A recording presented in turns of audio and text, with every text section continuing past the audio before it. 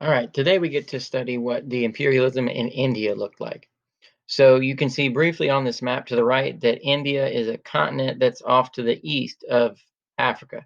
So that little green thing you see at the bottom of the screen, that's the northern part of Africa. We see India is off to the right of it. And up in the top left corner, you can see it's starting to fade into black, but that's where we have Europe. So the Europeans are going to be the ones coming down and colonizing or imperializing in India. Quick reminder, here's our motivations, right? The reason that the Europeans are going out and building empires is because economically they need resources and they need markets to sell. Politically and militarily, they want to prove that their country is the strongest and they need military bases around the world. Socially, they feel a need to go out and spread their religion. And they have that thing called white man's burden, where they feel that their culture is a little bit superior and they have a duty and a responsibility to go and share the good things with other people. And then technologically, they just are so much more advanced than everybody else that they just don't have any trouble doing it. They have the military technology to defeat anyone that stands against them, and they have the communication and travel technology to be able to go around the world and control large areas, even when it's really far away from home. Now, when we get to imperialism in India, Britain is going to be the one controlling India. Now, I mentioned at the very beginning of this unit that Britain was one of the most powerful countries in the world. They're going to build a huge empire. And here you see a cartoonist who's kind of trying to show what England is doing here. And so you see the island of England labeled there as this giant sea monster. And it's got its tentacles out and it's holding all these different lands and it's laying claim to it and it's pulling some of it close to itself. Um, Britain is going out and taking over tons and tons of land. They are just building a huge empire. And the map to the top left here, you see a map of the world, and everything in purple has been claimed by Britain. Britain was powerful.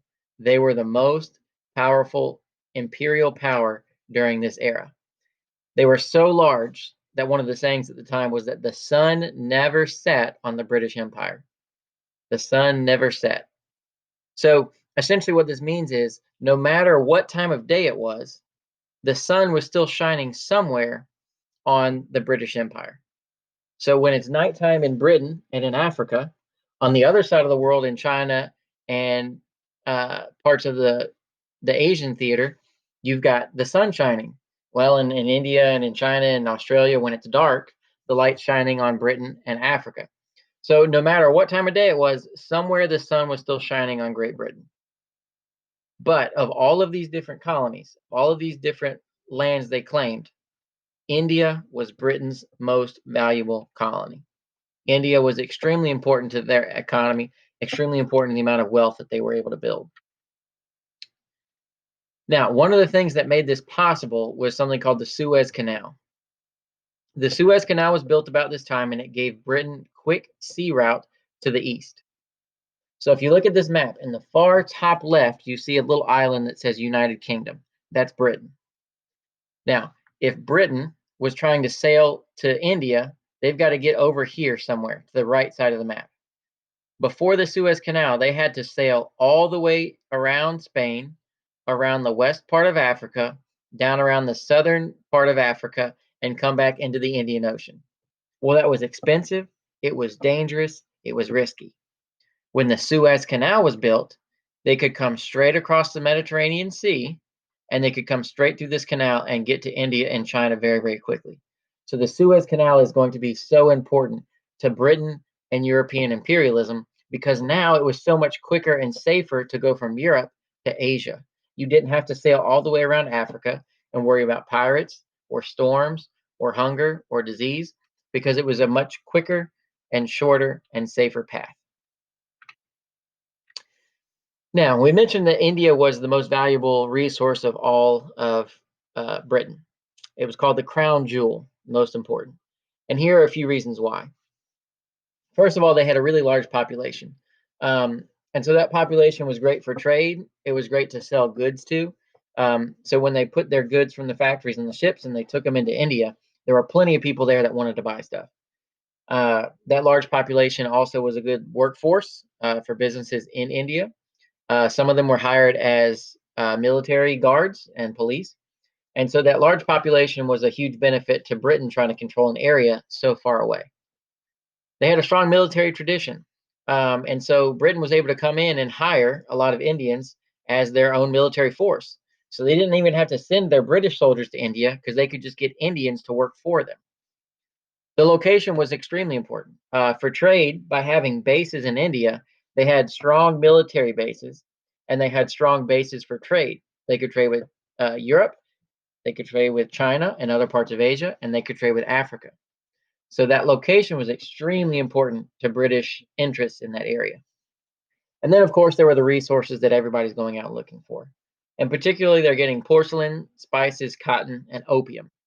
Opium's a drug that's going to be a really big deal when we come back and study later this week, because we're going to see they're selling that opium to the Chinese, and you can imagine what that goes when someone's selling drugs to someone.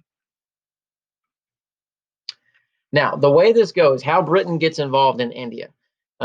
Early in the imperial era, there is a company called the East India Trading Company. They have permission from the Queen of England to go and trade exclusively with India. So no other British company is allowed there. Now, as they're trading in India, they are gaining wealth and gaining influence in that area. And they start to really control a lot of different areas in India. They're going to hire local Indian soldiers as their private army to enforce their rules, make sure their business interests are safe, and make sure they get what they want.